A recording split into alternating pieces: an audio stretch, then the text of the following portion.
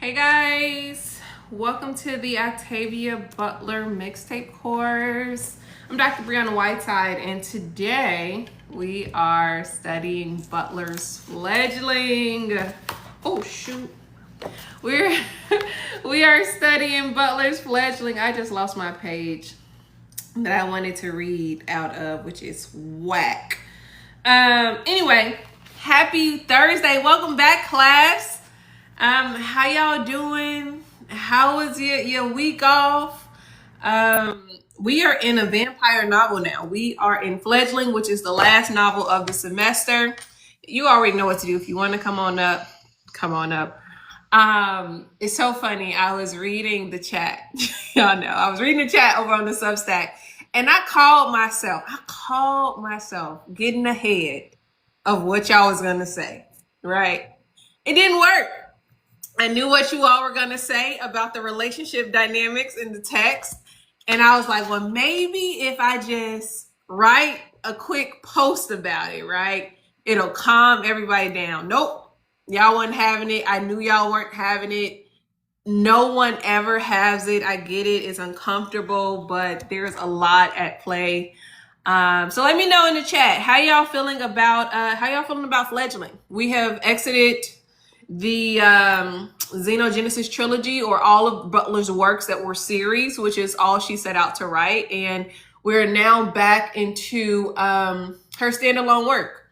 Her only other standalone work was Kindred. Yes, novel. That's what I'll say. Her only other standalone novel was Kindred. So I'm very interested in how y'all feel about this. Since I lost my page on what I wanted to read, I ain't gonna read out of Butler's work, but this was supposed to be her fun novel. Fledgling was supposed to be her fun novel. She needed to take a break from the other things that she was writing, and she thought, oh, vampires are sexy, right? And so I don't think she realized how heavy this text really is historically. Once we get into it, I know we're just now scratching the surface of what's going on in Fledgling, but I don't think she realized how heavy this book is, really is once she wrote it. This is the last work or published work that we see from Butler before her untimely unaliving. But I like it. So we need a few more people up there. It just can't be me and Tina going back and forward, back and forth. So if you're interested in sharing your thoughts, hop on up here and let's chat about Fledgling. Tina, hey. Hey. Hi. Other than the right relationship, what are your thoughts? It just, I know this is gonna sound crazy, but again, like the last series and this book just reminds me of how much I love Octavia Butler. Okay. It's just it's just straight up good writing. It's good writing, it's good situations. I am like everybody else uncomfortable. I am way uncomfortable with the relationship, but I felt like there was like it's just like as I'm reading, like, of course I've read this before. I As I'm going back and I'm kind of like remembering what's, some of the things that may happen or occur or whatever. I just felt like it just drew you in and in and in, because you're like wrestling with these ideas. They kind of touch on it themselves. Yeah. And then little stuff kind of gets up there, little things are introduced that then say, okay, well, maybe it's not, but then you go back to, just other stuff. So I'm trying not to talk about the right thing, but yes. Yeah. Let's table the right thing. Let's talk about everything else but that. We're going to come back to that. Yeah. Well, the other thing that I will say is that, those of us who read a lot of vampire stuff, because I told you I love speculative fiction. One of the things that I thought was really interesting was that she created her own vampire lore. And so a lot of the stuff that you think about are not true. So like, I thought it was interesting, a lot of us just saw Sinners, and the whole thing about invite me in, that wasn't a thing for her. She could go to all of these houses. She was never invited in. She just went and did what she wanted to do. So I just thought that that was interesting that she took a premise that people could relate to and then changed it. So Yeah, I'm so glad you brought that up because I'm going to read something. This is not what I intended to read at first for you all, but this is something since Tina brought up, her making up her own vampire and not necessarily following all of the myths surrounding vampirism. This is an interview from 2003, and the interviewer asked, "Was she a long time vampire devotee, right? Vampire novel devotee?"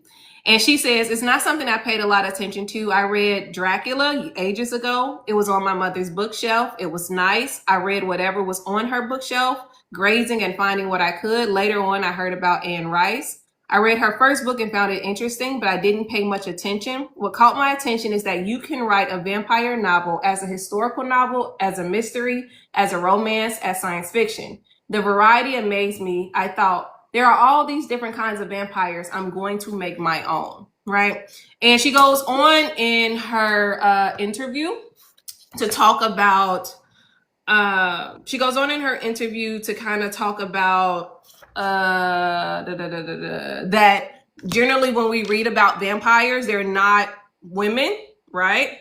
And they're also not necessarily women of color. Generally, when you think about vampires, they are men, right? So I think that was a good write-in for her. That's in her wheelhouse.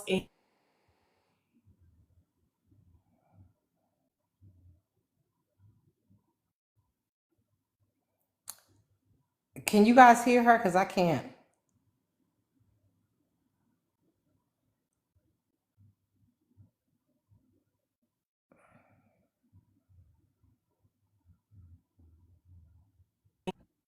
Valerie, you there? Okay. Okay, can y'all hear me? Yeah, we can hear you now. Sorry, somebody was calling. Okay, Valerie. Hey, you up? Hi. Sorry, I'm checking out at the grocery store right now, so you're gonna hear noises in the background. But this is actually my very first Butler book.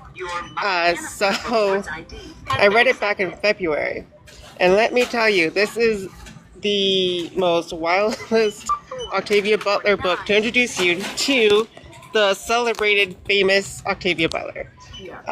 And I definitely, I was drawn in instantly to her writing, and since we're avoiding the whole right thing, I won't talk about that. So I loved the writing. The writing was amazing. The world building, I was drawn in, and I just read it so fast. And I am your vampire girl. I've loved vampires since I was a teenager.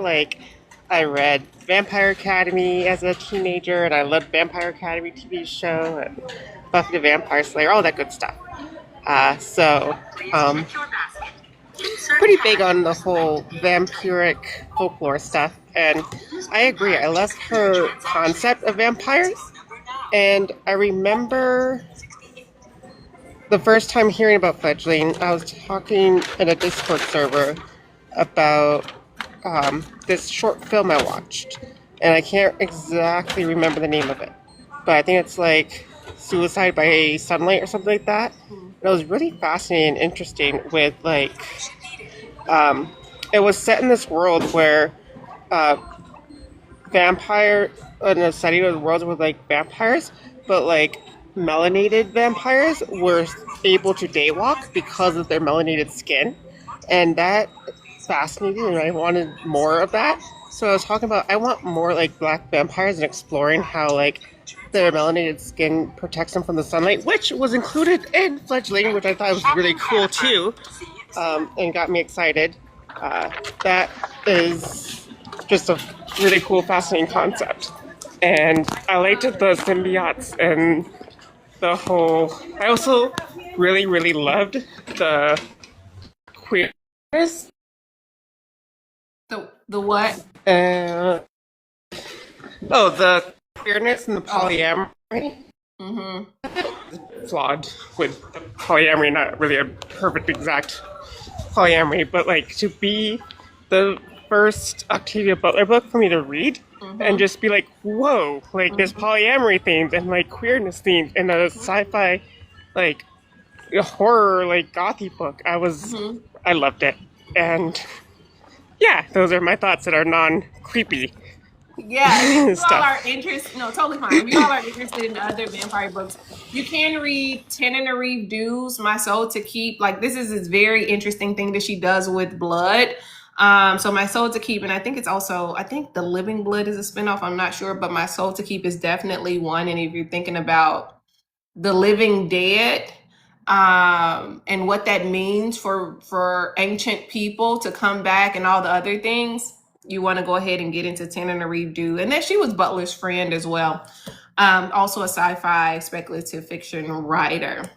But yeah, I totally agree that Butler is doing some very interesting things with vampirism and relation and polyamorous relationships. She don't call it that back then. She called it in this interview, it's a group relationship. That's the language that she used in 2005. It's a group relationship, and she is thinking a lot about the benefits of polyamorous relationships. And she kind of draws out those tensions. You will see that it gets a little bit more intense as we go further into the text. Yash, I saw you sounding off on the Substack. We talking about, you can give your thoughts on everything but the right situation.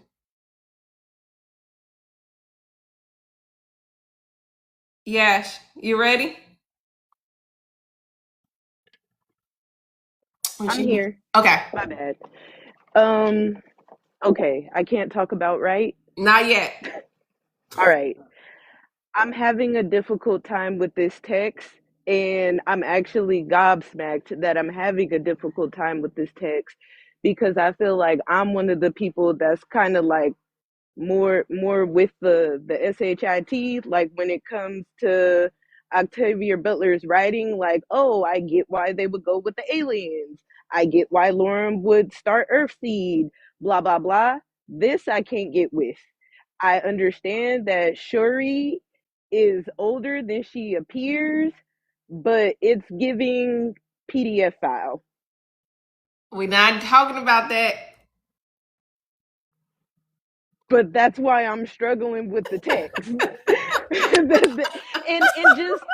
and right aside, all of the adults in her life, because I'm like, I understand that I'm struggling. Okay. And I'm having a right when I thought I knew something, I got sat back on my butt. So this one is, it's a wild ride because when she went to go meet the other vampires, her dad, his name was Yosef. Eosif. Mhm. I thought that it was going to be like a weird situation, kind of like with the Owen Collie, like, oh, these are her people. They're telling her the truth, but they're not telling her the whole truth. I was getting weird vibes from them. And then they died. So I was, or they're not here right now. So I was like, okay, I don't know what to think with this one. Okay. Okay. You know what I thought? Doro. I mean, the one thing I do I appreciate can't about stand you. one thing I do appreciate about the vampires is that they seem like they will give their symbiotes more of a chance of consent. Like with Shuri and Wright, and even these two new ones that she's with, she's like, well, if you don't want to be with me, then you need to go like now. Like they give them a chance to actually go away. So I think I like that aspect more versus like some of the other books. They seem like they're more consensual. But besides that, I'm struggling. Okay. Okay. Okay. I'm trying to get us around this elephant, but I guess we're going to just have to talk through it, right? Okay. So here is the way that I approach this text, right? And we have to kind of realize that in the same way that Nakanj hooked people, though he was a child, and the Oankali did all that gene mapping, and through their connection, they're Shori is doing the same thing through her saliva, right? So in our But human minds, yes, she reads as a child, and Wright read her as a child, and he was trying to get her to a hospital. However, the dynamics shift once she bites him. There is no way for us to get around that. Like, yes, she looks like a child, but she's not human. She reads human. She's not human. She's actually 53. He's 20 something. I So, think that the struggle with me with it is, to a certain extent, she does read like a child because she has amnesia. She doesn't know anything, on top of her looking like a child. So to me, she kind of reads like a child. And then, unlike Nakanj versus Shuri didn't know what she was doing, because she didn't even really know what she was. It was just and then eventually she figured out what she was doing, but when she initially bit Right, she didn't know that he was going to get hooked on her like that.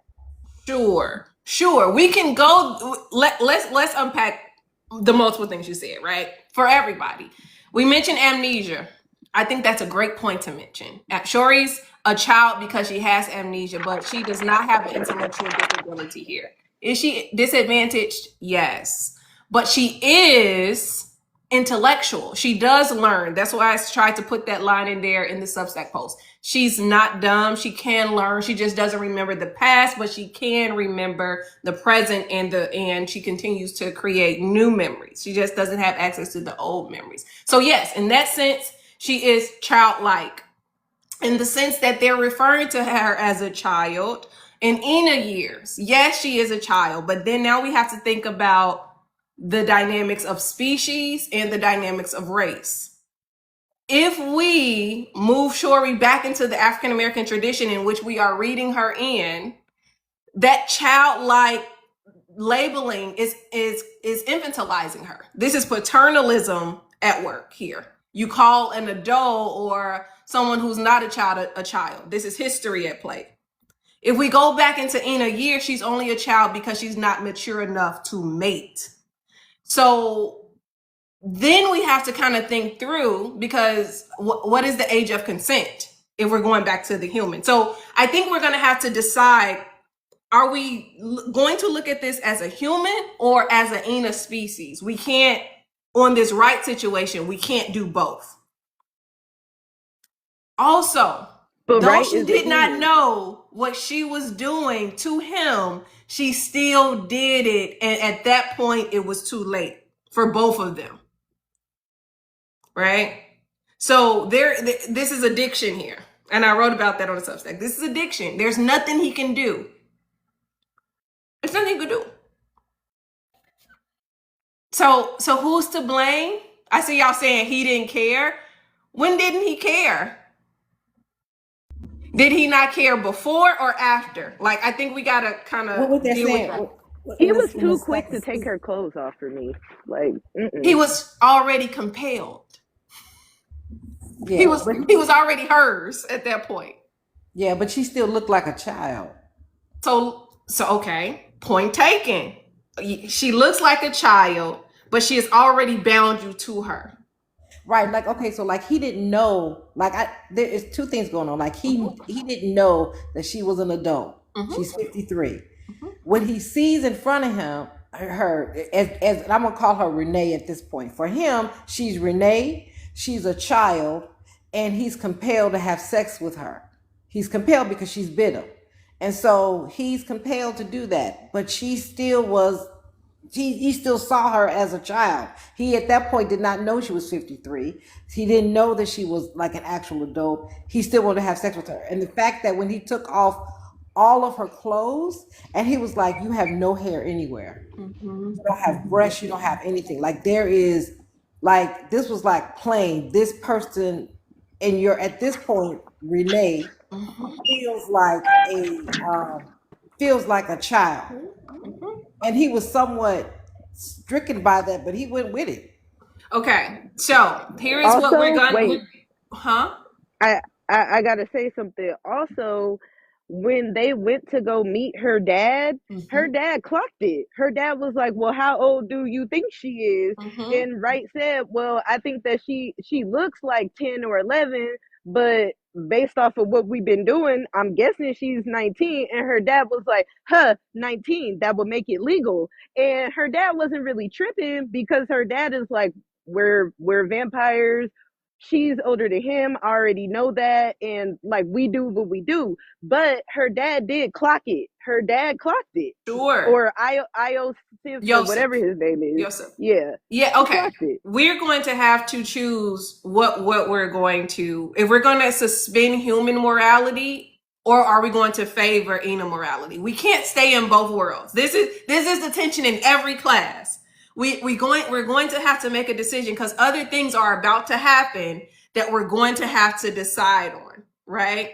I totally agree that it looks fishy. My only case, I'm just, the only line I'm trying to hold is the fact that he wanted to take her to the police or the hospital. When she realized that he was going to do such thing, she bit him. At that point, the Ina saliva changes the genetic makeup at the same rate that Owen-Kali connection changes humans' makeup, right? This is the same place that this is the same argument that we were fighting with Lilith and her complacency, or her being complicit, right? At the point of penetration, teeth wise and tentacle wise, at least, they became something more. The other species, whatever, chemicals had taken over, right? I don't have a leg to stand on here. I'm just trying to get us to understand that we're going to have to choose to either read this through the Ina lens, or we're going to read this through a human lens. But we won't be able to do both as the story progresses. That's what I'm saying. Also, you're absolutely right, Yash, when you brought up what Yosef said, like, oh yeah, she looks young, doesn't she? All of those things, right? But in Ina years, the reason why he says this, and you'll begin to see this when we get to part 2 and part 3, the Ina find themselves superior to humans. We don't need you all. You all are nothing to us. Basically, they see humans as animals in the same ways in which white folks saw black folks as animals historically. We don't need you. You are property. This is what some people believe. So, of course, this Aryanism, right? Because these are white folks, the Ina historically are. The Aryan arrogance is what we're picking up on at this point in the text. I'm not Go ahead. really sorry, but let me just Mm-mm. respond. I just have to say, I'm sure more things are gonna come out, but right now I'm not really picking up on the Ina arrogance, because even when Iosif was explaining like the familial structures and the situations, he explained like, we have human symbiotes, they could live with us, they can't. They're free to go, they're free to work, they're free to kind of do whatever they want. Mm-hmm. So it doesn't feel the same, but we just gonna keep going. Yeah, no, you got to get to part 2 and part 3 then, and then, well, you're not gonna hear no more from him because he gone. But once we get to the other families and see how they move and see how they believe, right, what they believe, then we'll be able to make other decisions about them. And I'm just gonna say at this point, if we're gonna read this through a human lens, this issue right here, Shori's male family members can be seen as black sympathizers historically if we're looking through the human lens, but they're not human. They're not, they're unalive. They're immortals, right? So it gets murky. I can't take away the discomfort that you all pick up on, that I picked up on initially, that my former students pick up on. I'm just saying it's not as black and white as we're trying to make it seem. Melanie. Listen, I regret missing the last of the last book, but I'm back. I've got a couple more weeks of inconsistent, but I'm here for this one. Let me start off by saying, I already said in the Substack, if I speak, I would just like to know, sometimes we should know less about each other, particularly authors, and their weird likes. I find I'm not even thinking about the Aryans and the whites and the tall Alexander Skarsgårds of the world.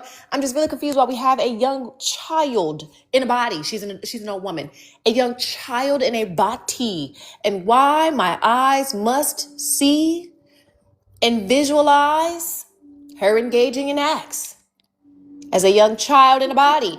Now she's older than all of us, some of us, most of us, and yet.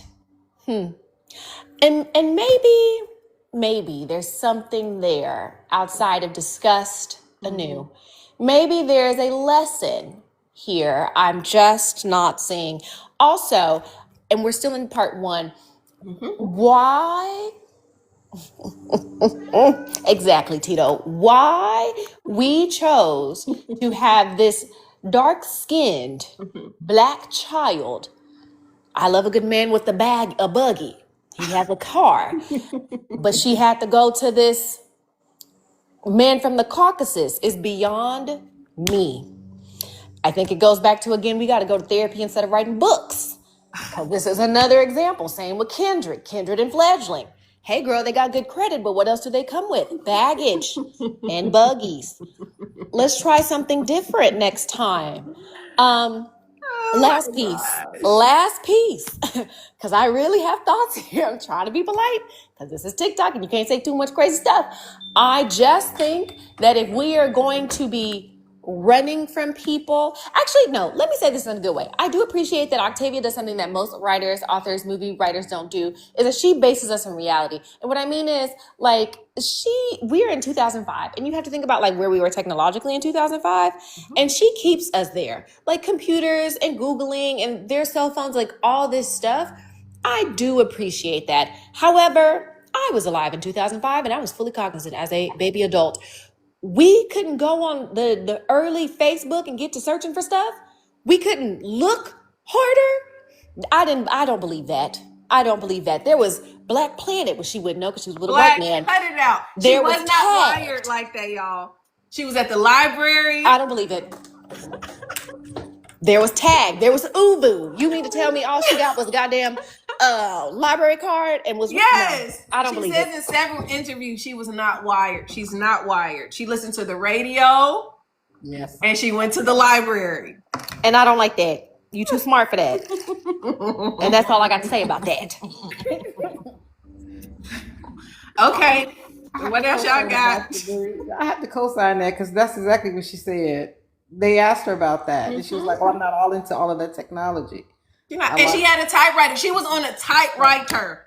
Yes. Nothing else. Okay, so she was old school. I get it. I hear y'all. Go ahead, yeah.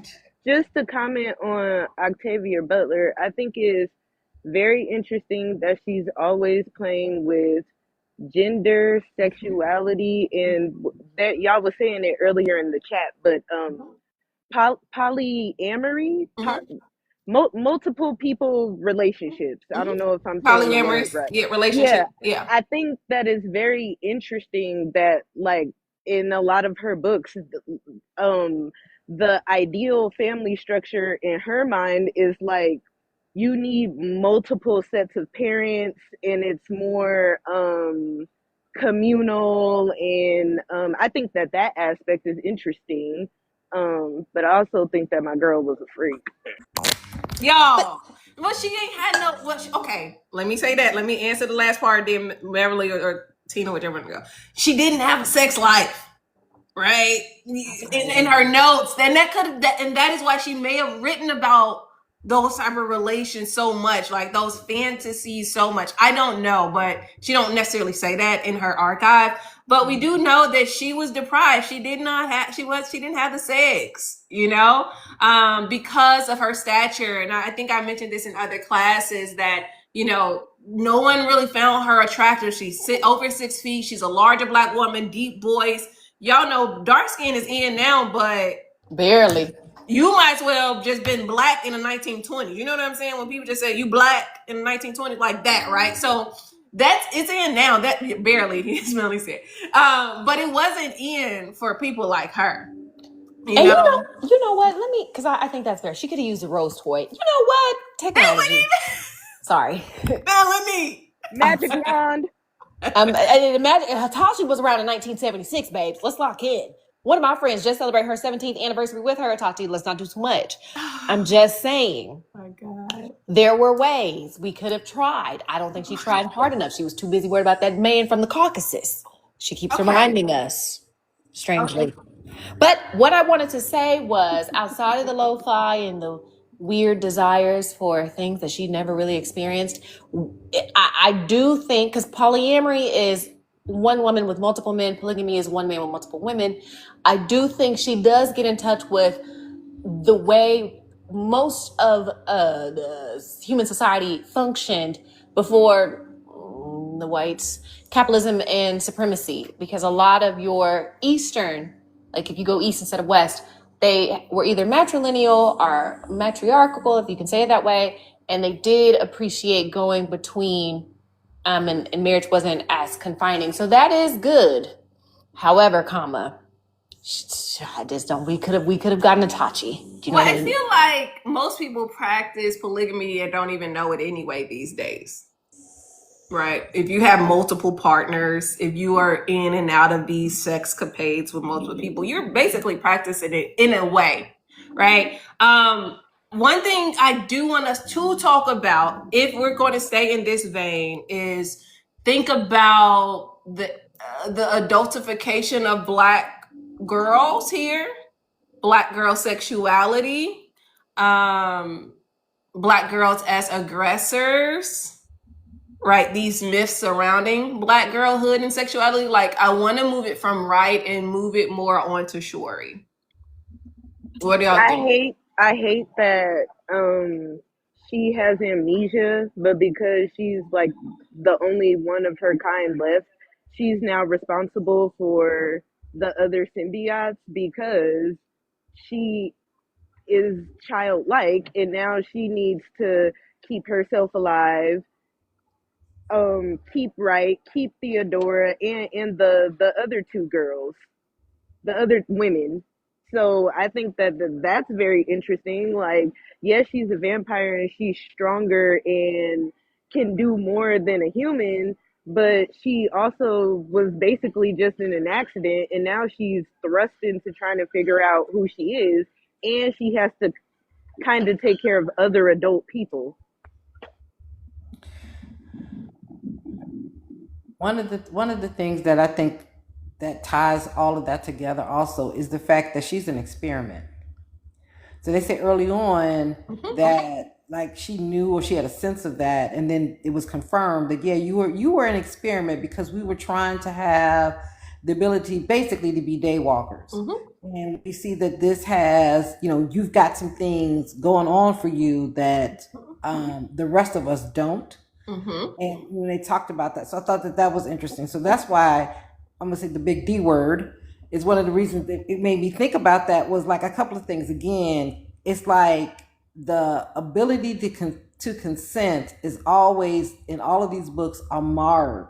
There is no straight out. I have my own free will. I'm thinking about it or whatever else. Consent is coerced, whether that's happening through gene splicing or some other stuff, or it's through saliva or whatever. It's never a clean consent. So I think that thread unnerves me a lot because like there's a lot of like with this particular book, you got a childlike character with no consent or forced consent, because right as soon as she bit it, he was done. He was done. Wait, who don't have any consent? Right. Okay. Yes. Correct. He had no right. Does not have any consent. You could say she has limited consent at this point because she has amnesia, but that's going to change. Yes. So she can not only remember, but she can learn. And that's what I'm trying to like. I know the amnesia part makes us, makes her more childlike, right? Than not, of course, yes. But she does not have a disability. She just cannot remember the past, but she is learning, and then she's learning very rapidly. And she knows things. This is why I mentioned the side of memory. Like your body knows things. She doesn't know intellectually, but emotionally, she knows things. Bodily, she knows things, right?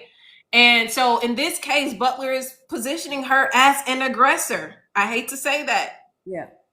She is. She is an aggressor. She knows, like, if you are bit, and to me, all the symbionts, if you are bit, you don't really have consent. You are compelled to be with them. You are compelled. So anything you, so if you tell me if you want to, if you don't want to be with me anymore, you don't have to. I'm jonesing like I'm an addict. I'm not gonna be able to. I'm not gonna be able to get away from this. So there is no Correct. consent. There is no like, oh yeah, let me think about it, pray on and do some other stuff and come back to you. They are compelled. Like they're like, can you just take me with you, or like this. So to me, it's like the same thing like with Doro. Like there's no choice. I'm just gonna make you do what I want you to do. You're gonna do this. And that is what I was trying to get to when we first approached this conversation about right. Like sometimes we just got to go in the circle and just unpack it. But yes, Wright did take her clothes. I'm not debating that, but he stopped being in complete control of himself once she bit him. Yeah, I get Right, that. but I guess what I don't understand is she gave, like, for Theodora, for an example, and them other two people that she was feeding off of, she was able to cut ties with them. And with Theodora, she gave Theodora an opportunity to cut that tie. Now, Theodora didn't want to cut it, but she gave her an opportunity to cut that tie. So I'm not understanding the lack of consent. So here is where it is. It's like I already slept with you, but now I'm gonna ask for permission to sleep with you the next time. Like, do you want to do it the next time? Right. The breach has already happened at that point, right? The option to choose had already been taken from Wright in the car and Theodora when she was asleep, right? To give me a choice after you've done it is not much of a choice at all. But also, I wonder, here's what I wonder. Why aren't we bringing down the house on Theodora, an older woman, in the same way that we're critiquing Wright? Well, I don't really like her either, but We she's got old and to lonely. don't do that. Don't do that. I don't really like none of them. I mean, I don't like Theodora either. She's old and lonely, but the difference between Theodora and Wright is that Theodora didn't know what was happening to her for a long time. Shuri was coming through her window and not letting her look at her. So Theodora just thought that she was going crazy. Wright picked up a kid and undressed a kid, or what he thought was a kid. Yes. I also want to say, like, I'm on the same wavelength for consent and like lack thereof. But my thing is, it's also a bit more. I mean, it's kind of like nature versus nurture. Like she had no control because she didn't remember anything. Mm-hmm. But I think I almost say it's just as bad or worse. But it is quite concerning because by the time she gets to Theodora, she knows a little bit more about herself and what she can and can't do. And she still snuck through the window and fed. And she could have, in the same way that she had to go back to the other two and say, forget me, compel them to forget me, right? It's like, I'm already in love with you, but I want to give you a chance to leave if you want to leave. When she wants on her terms. So it's not like it's on her terms, and she has the ability to like with the saliva to make it so that it's permanent. You're not gonna go nowhere. Like even they talked about if I take on new symbionts, which we'll figure, I guess, in this next reading that we do, that a lot of times the symbionts they die, even if they got a new innate to be there with them. Like they can't deal with it. So they got to a point like with Wright, she pretty much like, okay, you're gonna be my top. You're gonna be the one I go to. All the rest of these need to fit in where they can fit in, and then those people other people, she decided she didn't want to be bothered with them. So it still is her decisions. It's her. It's her with the saliva, and I think at a certain point the saliva then becomes something that is hooked where nobody can get out of it. So like with Theodora, she could still leave her. Mm-hmm. Yeah. So this is where I'm getting. Let's circle back to the adultification of young Black girls, right? Because I'm totally with y'all, but then on the other hand, I also see like this is the same language that people have been using to attack Black girls and make them older than what they are and susceptible to certain things. Valerie has something?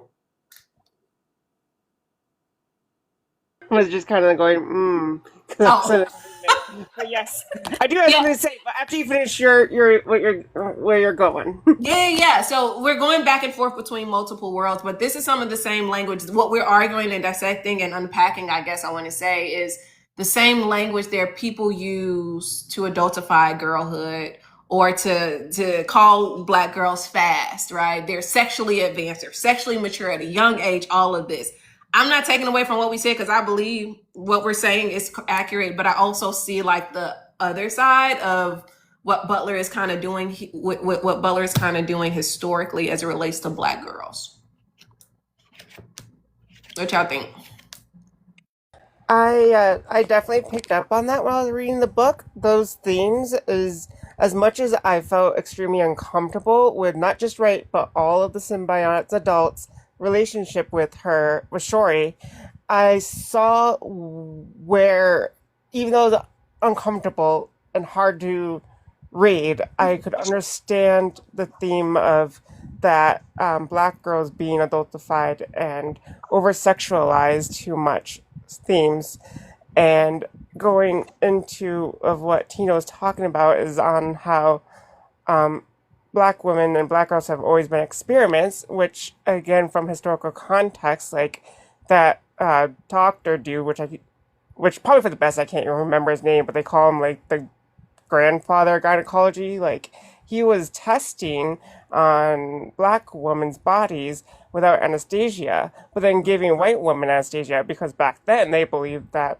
Black people could like, oh gosh, why can't I word this properly? But like they could handle more pain better because they had thicker skin and whatnot. And that progression of from his horrific, inhumane experiments on those enslaved women is what led to gynecology today. And again, we even just recently in now times with what Adriana Smith went through and her body went through. She was, even though it was a Georgia law that made it where the because of the anti-abortion laws, but we all know that they're also using her in an experiment to see if a brain-dead woman can be a womb to carry out birth.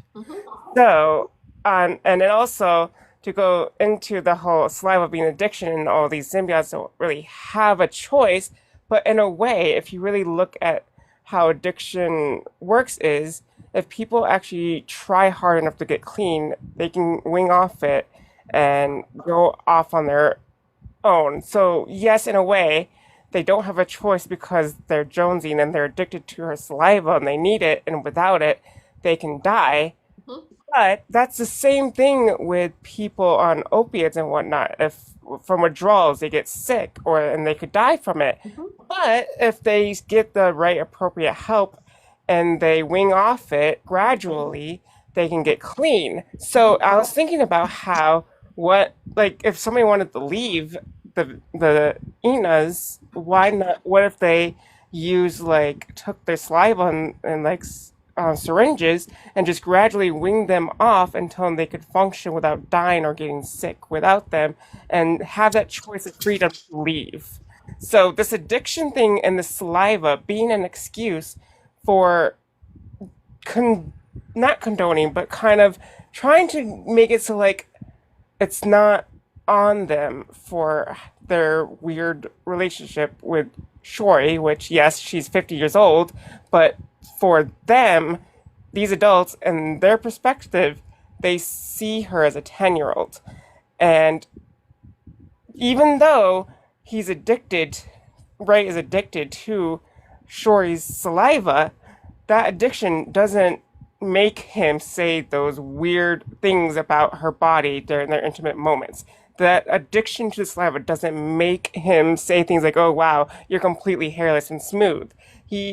And in a sense, he also knows what he's doing is horribly wrong and constantly afraid of getting arrested, and tells her to stay hidden from his family. So even though she's a different species and she's actually older than what she seems like, he knows the connotations of what this all can be. Okay, so you said a lot. You said, but 2 points I want to mention that you talked about winning them all. So you all haven't gotten to the point of the book, and I'm just gonna have to tell you this minor detail that when the women's bite are the most potent for the Ina. It is the women. We're in a matriarchal society. So once a woman bites you, they can either kill you, or I hope I don't get kicked off my own live, or they can bind you to them in very irreversible ways. You'll learn about that in the history in the second part of the book. So no matter what, Wright wasn't getting away. He wasn't. According to Ina history, this is just historical fact according to Ina, right? The women are superior. Ina is, it's kind of like Ina is superior. The Ina are superior to humans, but the women are superior to men. Ina, if that makes sense. They're bigger, they're larger, their venom is more potent. So Okay, yeah. so Wait, hold up. The second thing that Valerie mentioned was Wright knowing the difference between right and wrong. I'm not arguing that he didn't. We see that he is at war with himself. All I'm saying is that once that saliva starts working, exactly the same as the Owen collie, it starts to genetically modify everything. So you can say, yeah, this is wrong, but everything that she just injected into your body is saying, come here, just like the Clay's Ark disease.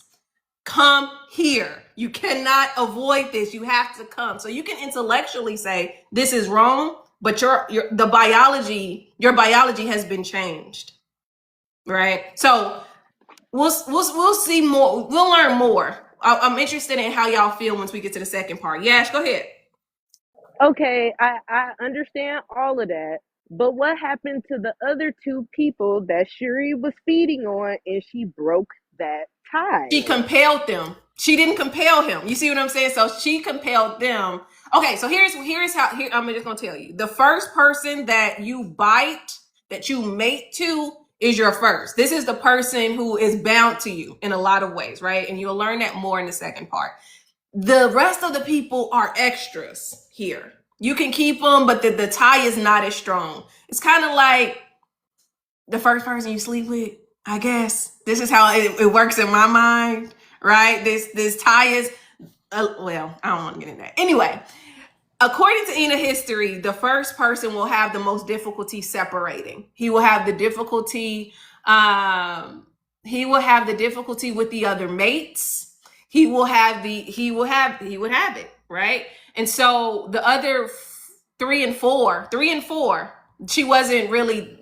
I guess the venom wasn't as potent as 1 and 2. 1, and then it got a little bit less than 2, but she wants Theodora. Well, we'll learn that she wants her. But that first bite is the most potent bite. And I hate that Butler made it a man, because we're gonna be going around. But it's true. It's true. I'm not trying to absolve Wright from what y'all saying. I'm just trying to kind of walk a middle ground and argue the other side. Okay, so, no. Go ahead. No, because I got my Go ahead. I'm sorry. Okay, so there is, in Chicago, there was a pimp called Don Juan. I know Don Juan Bishop. Oh, that's right, Don Juan Bishop. Became a minister. One of the things that Don Juan taught us was that there's always a top one. There's the top lady of the night. And then there are the bottom ladies of the night, and they have different roles. And so I'm trying to be funny about it, but basically it is you got this position. I'm not letting you go. All the rest of them can go and come, but you're gonna always be there for me. I'm not coming up off it. Y'all know right. You ain't going nowhere. So I think that when I read that and I started at this point where I'm in the story, I thought, okay, so she was like, yeah, she said it. You ain't going nowhere. I'm not gonna do without you. So even if that whole like, well, you can go if you really don't want to, and I'm like, he can't go nowhere. You know he can't go. Like I just thought that was You know, it was kind of like thing like I was like, you hit me in the mail, you die, I kill you. You know what I'm saying? Like you gonna leave me? Like, come on. No, he was not gonna go anywhere. So I just thought that was interesting. But it's good to have that additional history. Yeah, Melanie. I love me a good hood booger ass Quan Mills book like the rest of us. Quan is over here on TikTok today. I know. He's an international best-selling author. Let him tell it. Point is, and I love a good bottom. I love a good ride or die. Surprise is a man from the Caucasus. You know how they like that. Anyway, the point, surprise is a man. Exactly. The point is that I think about is like, I hear all this about like, oh, you know, it's your first, whatever. My thing is, I do not vibe with this black girl woman being super powerful. Actually, she's gonna be more powerful because she's an experimentation. And she gets this bottom B, and he's going to stick beside her because we don't know what Wright did before. This was the early 2000s. They were still saying the hard ER. So, like, do we think this man actually... Do we know that White is White? Wright is a big... Or did we read that onto him? Big, burly, hairy-chested motherfucker, him. So, I assume... Do we know that he white, Melanie? Well, I mean, if his hair... She said he's talking about his hair on the back and the front. And I don't know too many... You know what I mean? I imagine... A Tom, what's that man who be chopping that wood on it? I imagine he looks something like that. Okay. So the point is, I hear you on bottom, but this is not that because he did not choose her. Like what I'm saying is, if he had met this little black girl on the street, would he have been as protective, kind, whatever, or is this a force upon him? And even in this first part, I'm almost over the book, but even in the first part, he vacillates between like, I don't know, he gets very angry about being stuck. So as a bottom B, if I were to be a lady of the night, do you think I'd be going back and forth about being with that man? No, because that man got a buggy.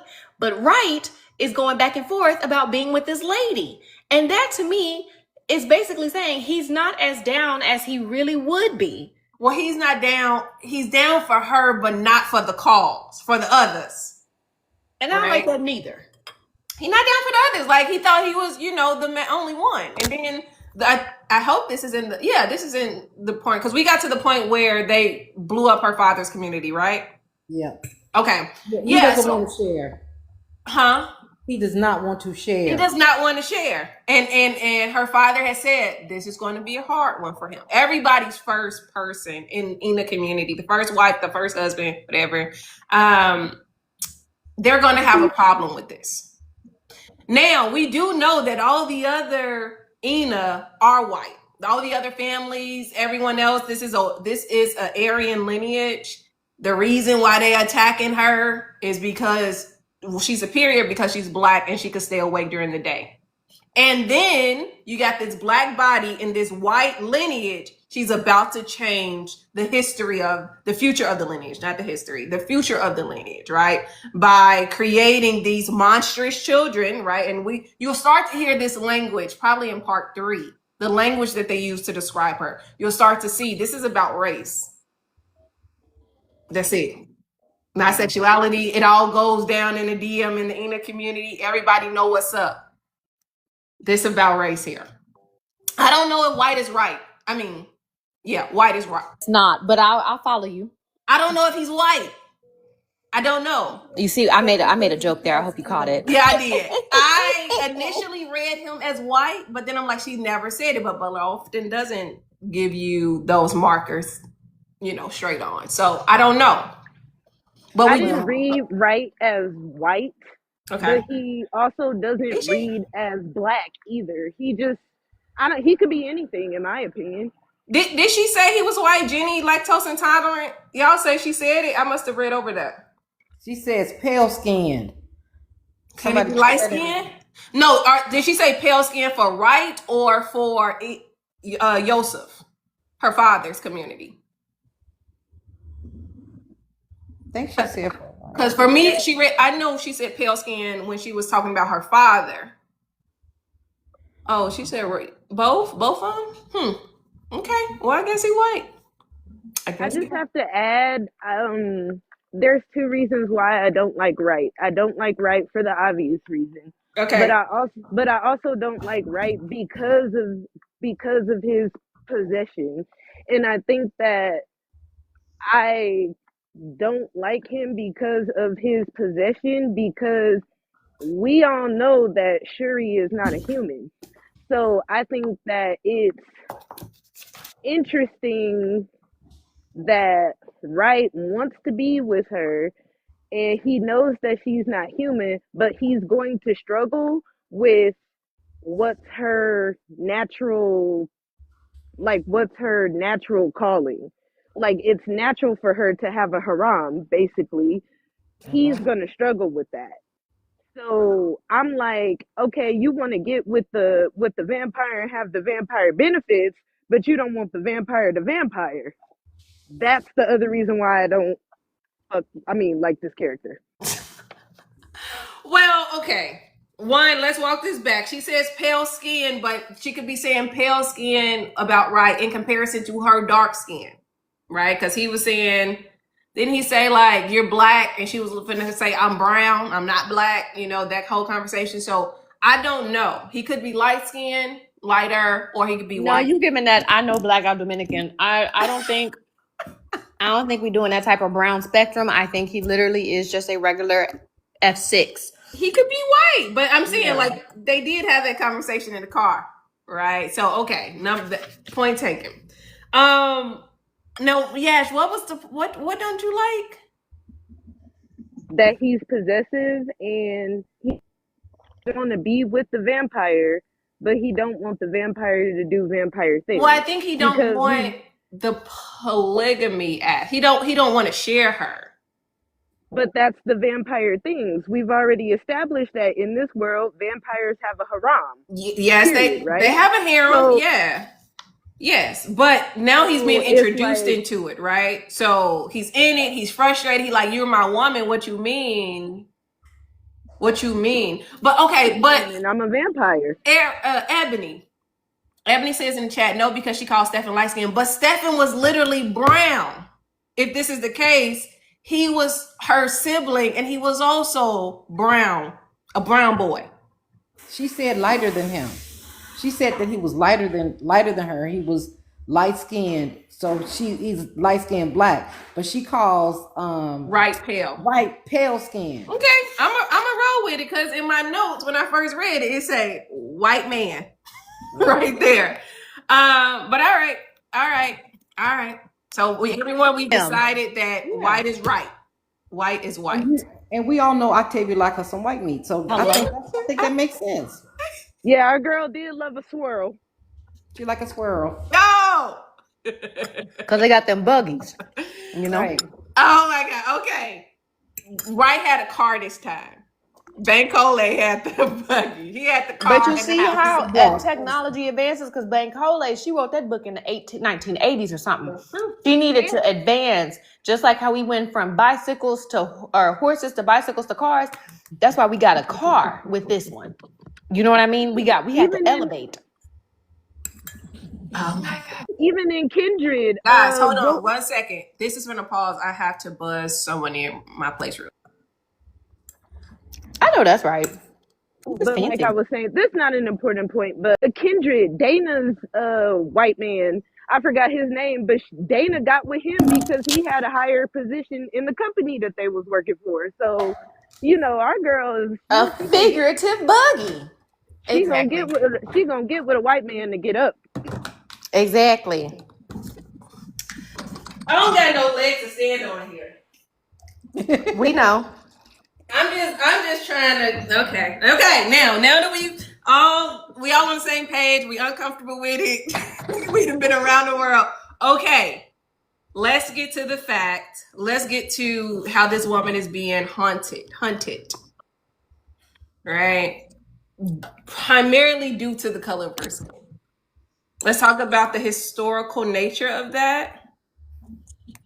I'm trying to pull up the Substack. Or we can go somewhere else, but we only got like less than 30 minutes here. I like the hunted because I like the hunted because I'm trying to get my words out. She is one of a kind, and it really is interesting because we'll see later in the book that this really is about race. So these creatures, I think it's like two parts. It's a duality, right?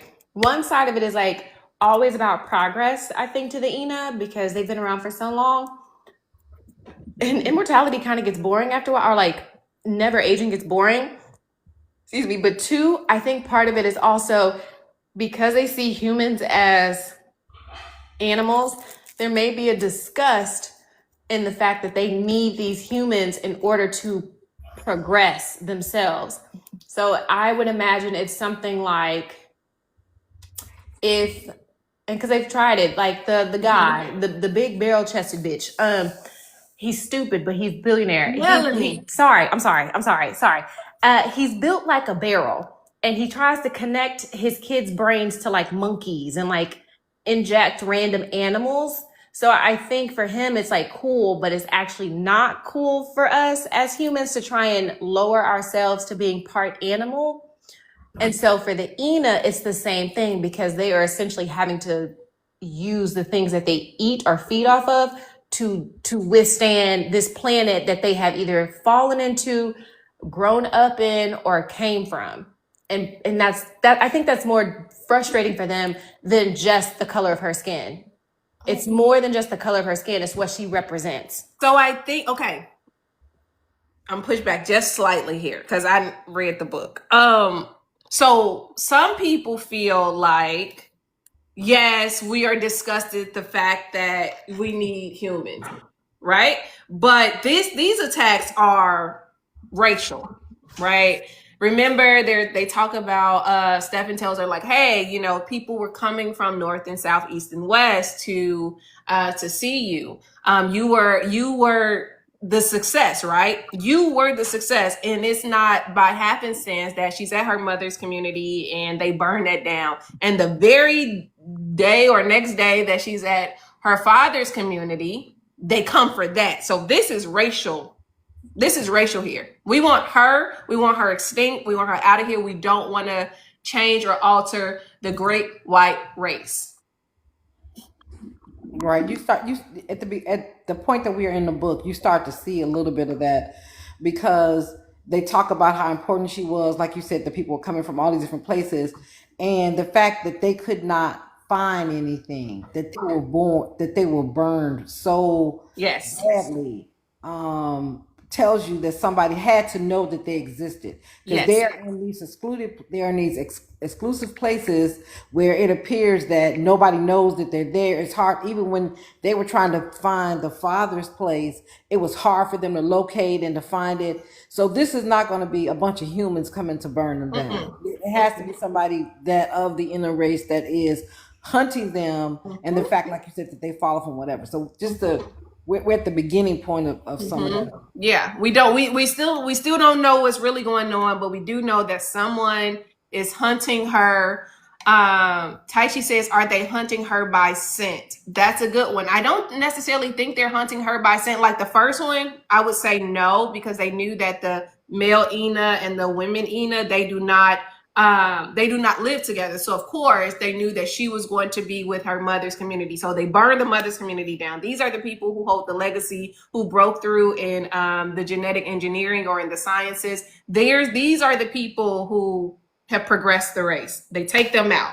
Then they know, because they have the human bystanders, they have people to tell them the information that they need living in the woods and stuff, that Shuri is going to be at the father's house. I'm pretty sure that they had lookouts, and Ina communities are interconnected in different ways. And then they assumed that she was still going to be there. She went back with Wright that night, but if she would have been there, bam, they were going to get that family too. So they've taken out both sides of her family who could tell her anything. So now she's even more vulnerable, right? And in Butler's notes, she says here, she's only unusual because she is Black. It's about a Black girl being hunted by white folks who don't want to mix the pure white blood with Black blood. They don't want to taint the race.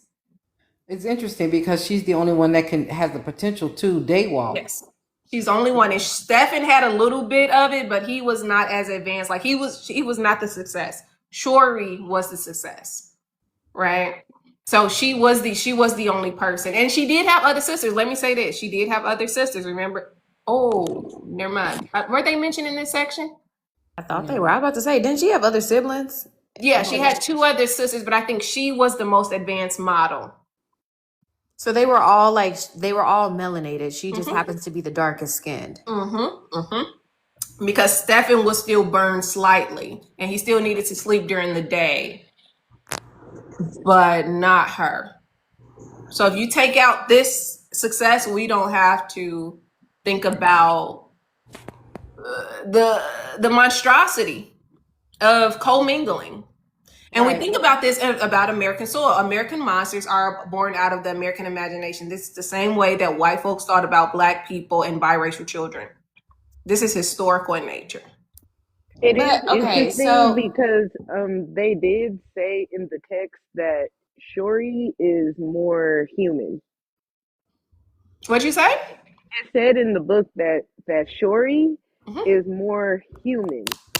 Like she's definitely a vampire, but it said it in the book. It said that she's more human. So, yeah, I just wanted to throw that in there. because don't they have like it's similar to what the Owen Collie had? Like she has like 5 parents or something, like a human mom and vampire dad or something. But like I was really confused because I don't think Octavia ever gets very explicit on how they do the gene mixing. Maybe she just followed the same through line of what the Owen Collie did, but she doesn't say that. She just says that she has multiple parents. So I was really confused on how like she became the only or the darkest skinned child of her multiple parents' children. Right. So she has siblings, yes. We don't know if it's like the Owen Collie way of doing gene mixing. We do know she has a human mother, as I said, she does have a human mother who passed down the genes and gave. We'll learn about that next. That's the next chapter. That's the next section. I'm sorry. We'll learn about that. Yes, you could be correct there. That could also be a point there because up until then, the Ina and the humans were not able to produce a child. Like, I would have to think more about that. Yeah, like Shuri, the story of Shuri is kind of giving Akin, it's kind of giving Jodis because Akin and Jodis were also both experiments, right? Right. They were experiments, and then the Owen Collie didn't know what to do with them. So I think it's interesting that Shuri is an experiment and she's being hunted by something, and even her people don't know what to do. I mean, that's likely because they've been white their entire existence. And they've never been, I mean, but in the sense of like, they've never been confronted with melanin, not because you know how I feel about him. I'm just saying, like, they've never been in this place before with like, that's what I mean, Professor, not the other thing. You're so funny. And I think it's also giving Mary though, how Mary was the more perfect version of Zorro, and she could do more. That's how I'm reading it. Shuri is, yes, she's Black, but because she's Black, she's a more advanced vampire. Yeah, but I don't think it. So yes, advanced vampire, yes, but only advanced because she has melanated skin and she can stay awake during the day, right? And we'll see more of the conversations, and they'll be the Brooke and I forget the other lady will tell her more about the Ina. Yeah, thank you. They'll begin to tell her more about who she is and why she's probably likely being haunted. But at this point, she's being haunted because you're going to have to hear it out of the mouth of the unalivers. And I don't want to give away what they say. So I'm going to back up off of that. Okay, so one of the things that I wanted to point out, like just at this point, we're talking about her race or her color. These Ina have lived for centuries. Yes, they come from Russia. So they come from Russia. They lived for centuries. They evolved. They've gone through this scenario, and they have been denied daylight. And so to have this experiment where I think I'm better than, first I think I'm better than human, and I definitely think I'm better than Black folks. dark skinned humans. Like that's probably like the lowest, whatever it is. And Yeah. then to have this experiment work so well that they could have it, which means they'd have to give up. If they wanted to then have it, they would have to give up their Their white superiority. in order to get right, in order to get the to be day to walk in daylight, because according to almost all vampire myths, the biggest goal is to be day walkers. Yeah. Actually, I have one thought. Seriously, this is a scheme set up by Todd. First things first. Secondly, the reason I say that, I may be joking, but I'm not. Historically, in the myth sledges and whatever, they said they started near the Tigris River, the Euphrates, which is the Fertile Crescent, which is where we came from. But if these are light-skinned, pale men, that it almost seems like let me get my words out. We initially were all dark skinned, black, if you will, when we migrated across the Pagean, whatever strait. We had evolution required us to get lighter, but these people have been consistently pale skinned, walking in darkness. Walking in darkness, sleeping through the light, and they are like, they've been writing for 10,000 years, which means they've seen us when we were like nomads and from that to farm to industrial. But this entire time, they never considered that because we don't know if this is true, that they came from another planet or not. But if they wanted to be advanced, they would need to adjust themselves. That's where I'm struggling. Like, because I don't know if Octavia will ever tell us like the history of the Ina. It would be nice because that would answer some questions why these white men who started in the same place as black people, or all of us who were originally black, like they stayed white over 10 millennia and they never were able to adjust to this world that may or may not be their home. That seems weird. So you will get more history about the Ina in parts 2 and parts 3, and even as we progress and we find out more things about Shori, or she finds more things about herself, we will get more. The words are in the mouths of other people, and I don't want to tell y'all what the words are, right? But I will say that they have intentionally not allowed black blood into their lineage. This is kind of like a direct quote of what I'm saying, right? This is an intentional breeding ground, intentional mating. We don't want black folks tainting our whiteness. Like in Arkansas. I was just gonna say that. The whites only town. That's, you know what I'm saying? That's cropping up right now. And so while it could be, to Yash's point, the human aspect of it and the fact that she is a hybrid body who is able to reproduce, that will change the history of the Ina race. We can think about that as we read further. But on the surface, this is about a black girl and white folks trying to preserve the white race. That's all I'm saying. Who's Todd? I'm just like, why did they? I'm so sorry. That's so a funny. menace. But I'm just like, why did they make sure, if they are so white supremacists and all of that, why the F did they make sure in the first place? Okay. Point taken. Here's what I can explain at this point of the book. That you have, in every culture, everybody not going to be on the same page. You know what I'm saying? So the Ina do not exist as a monolith. Everyone does not agree with the advancements in science and technology that her parents were making. They don't agree. They don't. So you have some people agreeing and like, oh yeah, this is great. And then you have others like, no, we didn't need that. We got along just fine. Why are you doing that? So remember, as I said in the beginning, if we want to read this through the lens of history, then her parents, both male paternal and maternal side, are the black sympathizers. They gotta go. Right? And by black sympathize, if white folks sympathize with black people historically, you were thrown out of white society. You were not worthy of your whiteness. Y'all gotta go. So I hope that answers. Some people were for the advancement. Yes, let's progress the race so that we won't die off. And others were like, well, not with no black skin we won't. Nah. So Okay. We gotta read Okay. more. We stop right before when something just happened. So we gotta read more. Okay, y'all. Okay, I so am with the I am with the I'm over people making kids as experiments okay. because we just read through a series of that. Like Akeem was an experiment. I mean, he wasn't an experiment, but they experimented by leaving him with them humans. And then Jodas was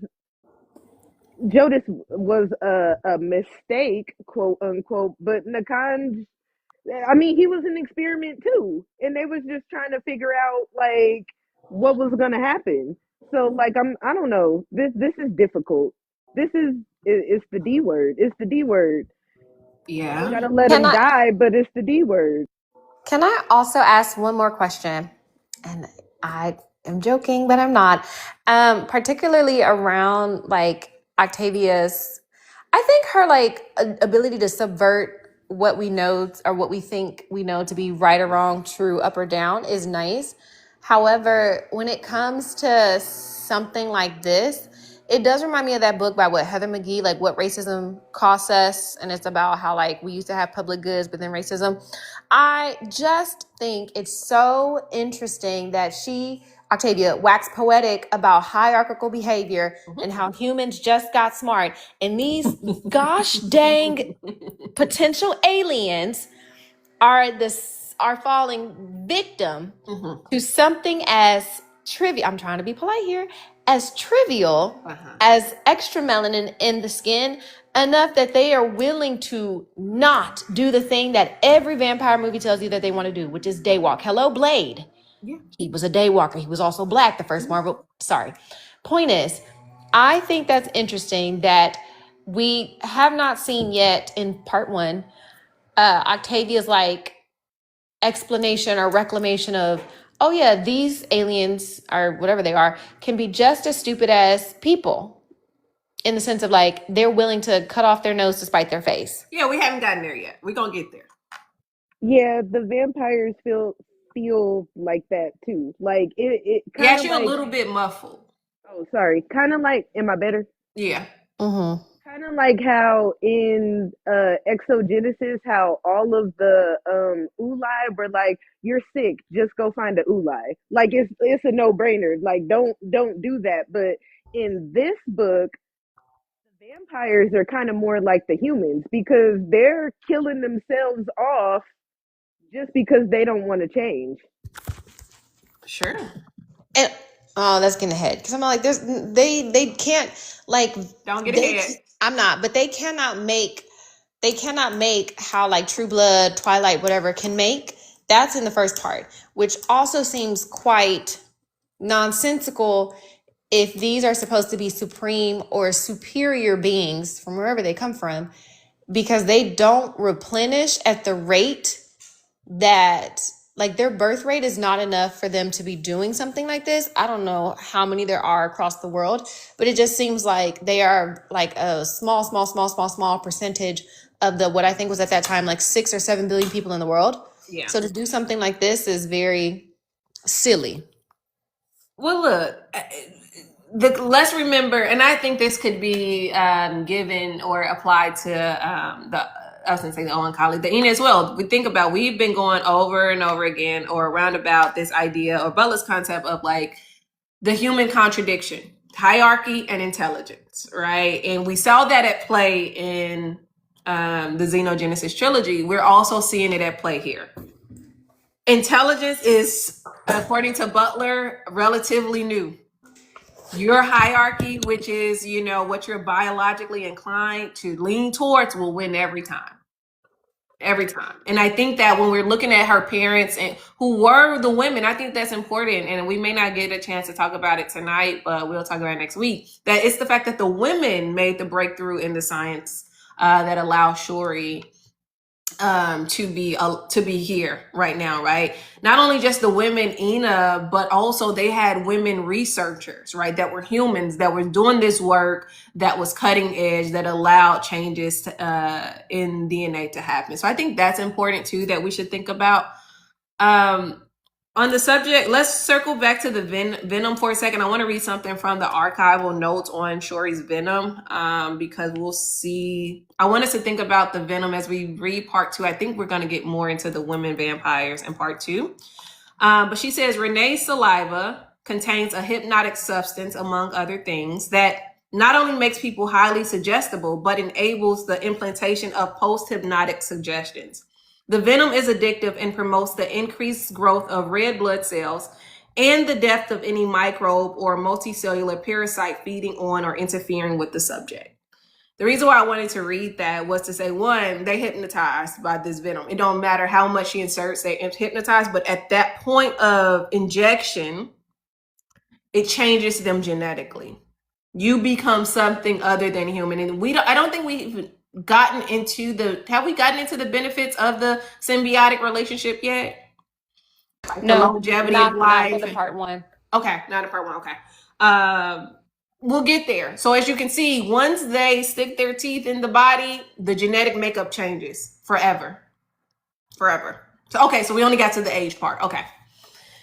It's more. They don't do a lot more. They get a lot more benefits of being, a symbiont of, a symbiont of a vampire. So they get longevity of life and aging properties slow down. Okay. We got a few more minutes here, y'all. Where y'all want to go? Go ahead. Okay. I was just curious to know, since if all of Octavia Butler's books are related in the same universe, how does this fit in her universe? Oh, these don't. The standalone works don't. Oh, okay. So the Kindred, the first book we read for the semester, and this book, they do not. No, they don't have nothing to do with nothing. Okay. Yeah. I've also been sitting here thinking about how the idea when you were talking about white supremacy and the race, about human consumption, and then the aspect of how vampires can have to feed off of and consume. And a few weeks ago, and forgive me for saying this, but it's the title of the book. But I've listened to the audiobook titled Delectable Negro, Human Consumption and Homoeroticism Within U.S. Slave Culture.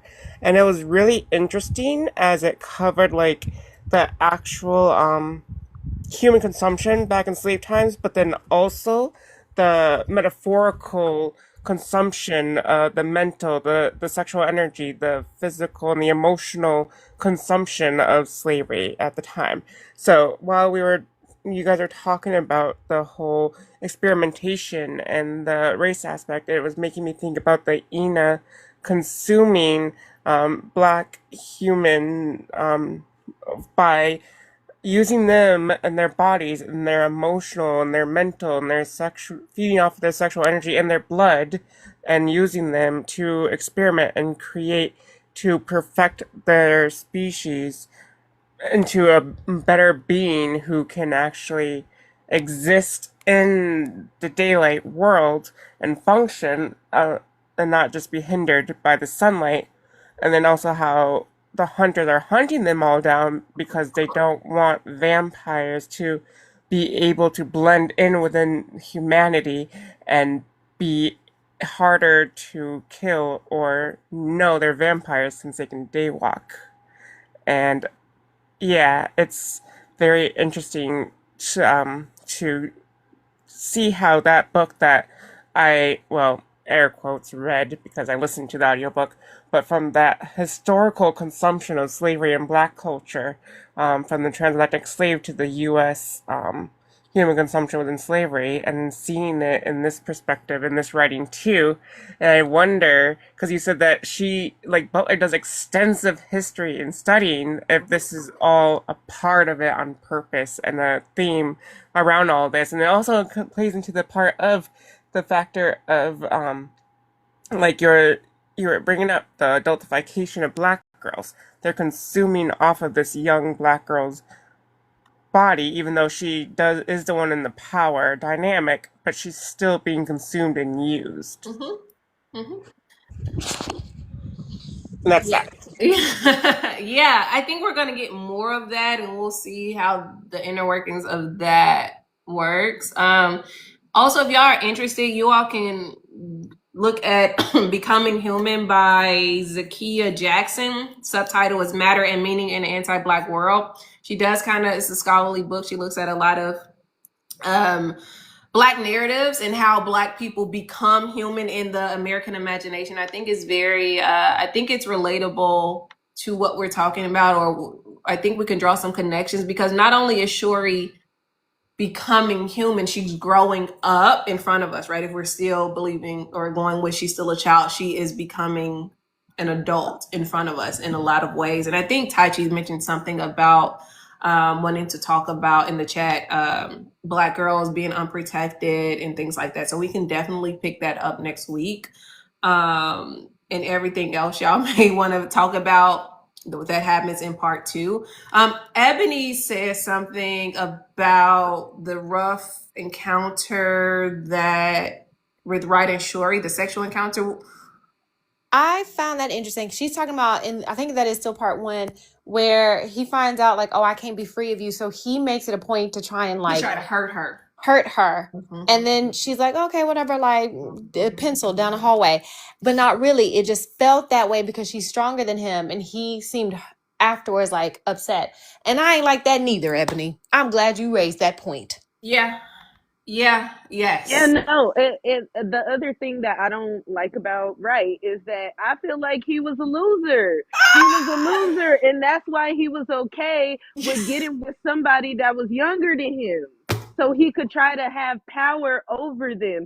Because he was a loser. What they say? He dropped out of school, and then He had a job. Come on. Blame it. He's a loser. Come on, guys. You can have a job. Why kind of men that be making them stupid comments be like, oh, she didn't want me when I was a lame, and now that I got money, and now she got a baby. You can still be lame. Damn hot, you all on me.